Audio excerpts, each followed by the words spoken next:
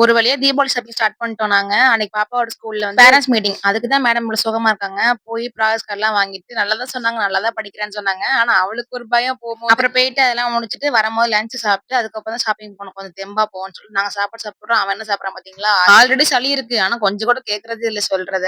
இங்க திருப்பூர்ல ஆனந்தம் ஓப்பன் பண்ணிருக்காங்க. சரி அங்க போய் பார்ப்போம்னு தான் போய் பார்த்தோம். கலெக்ஷன்ஸ்லாம் பெருசா ஒண்ணும் பிடிக்கல. பாப்பாக்கு ஒண்ணு செலக்ட் பண்ணோம். ரொம்ப பிடிச்சிருந்துச்சு. ஆனா ஃபிட் பத்தவே இல்ல. ரொம்ப லூஸா இருந்துச்சு. அவள எப்படியோ சமாதானம் பண்ணி அந்த ட்ரெஸ்ஸ வச்சுட்டு அப்புறம் சென்னை எக்ஸ்சே போயிட்டு வந்தோம் திரும்ப.